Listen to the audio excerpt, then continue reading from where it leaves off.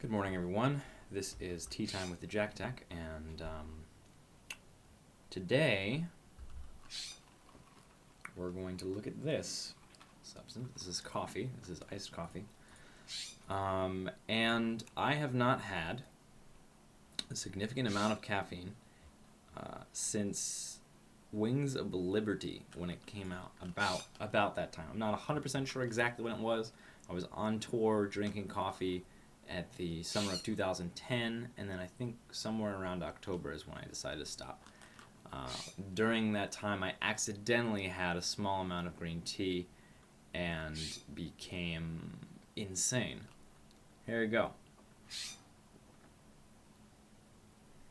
That's it. That's it. It's probably the most amount of caffeine, just maybe even that in that sip that I've had in about 3 years or so.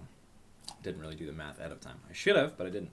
In any case, the reason why I stopped drinking caffeine because I did some research. I was curious about it. I did some research and I looked around different things that caffeine actually lowers your energy levels overall because you build up a dependence on it, and then you're actually just better off not drinking. You'll have more energy.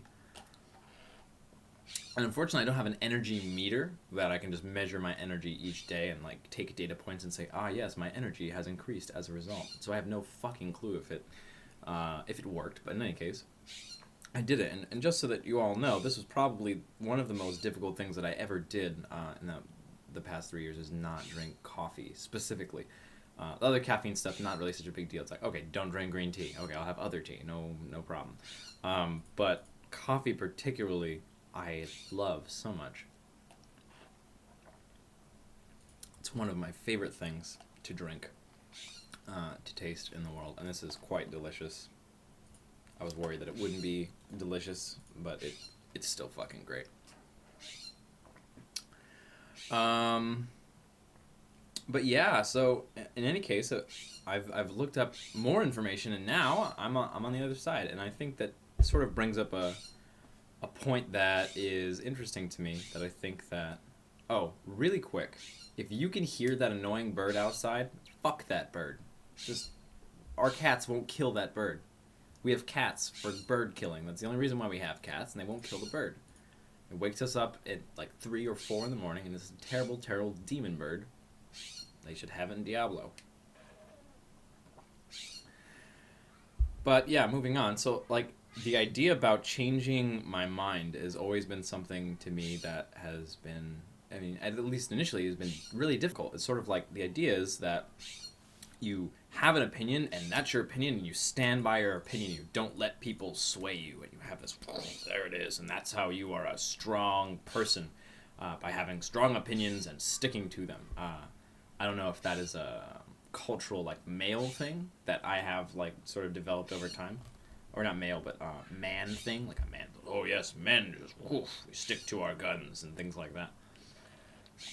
But anyway, that's the sort of like idea that has popped into my head, and that is sort of something that I've been sort of working on, and I'm much better at it now, changing my mind. And I think this comes up in this whole coffee example. It's like, I did a bunch of research, I decided coffee, it's not so good.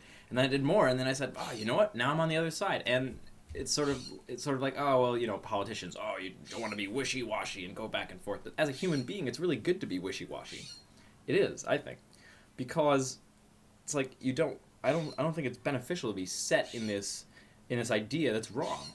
Like, currently, my total information about research that I've done about caffeine is that it's actually, a beneficial stimulant when taken in moderation. That's currently my collective knowledge on it. Is that true? I don't know. But that's the closest thing, that's the best guess that I have, Is gravity real? Does it work? I think it does.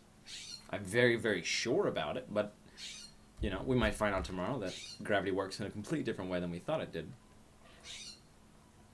And obviously that's a exaggerated example, but the point is that the ability to change my mind doesn't make me a weaker person. It makes me a stronger person, I think, because it allows me to always be working with the best possible set of information, the best possible set of facts and ideas, and just being able to be convinced by convincing data from doctors, you know, and things like that. Like random people writing blogs, you know, maybe not so much. Maybe that doesn't sway my opinion so much. Someone writes a blog and says, you know what, caffeine's okay, you know. But other types of things, you know, maybe let that convince you because it's, you know, the best kind of stuff that's out there.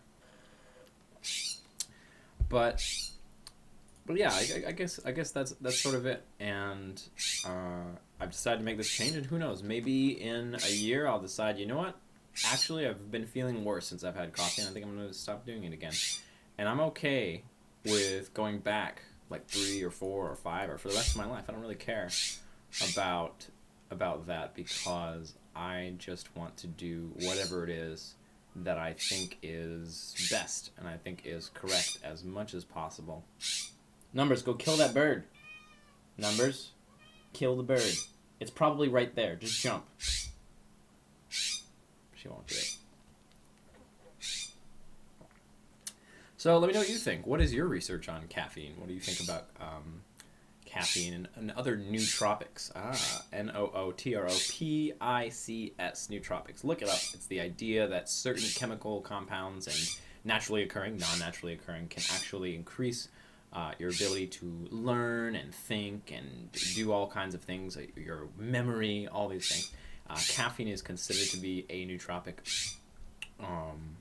and that is, you know, sort of some of the research that I did, and decide, yeah, you know what, I think it's okay. Tell me what you think in the comments. We'll have a wonderful discussion about it, and I will see you later. This has been tea time and or coffee time with the JaKaTaK, and I will see you later.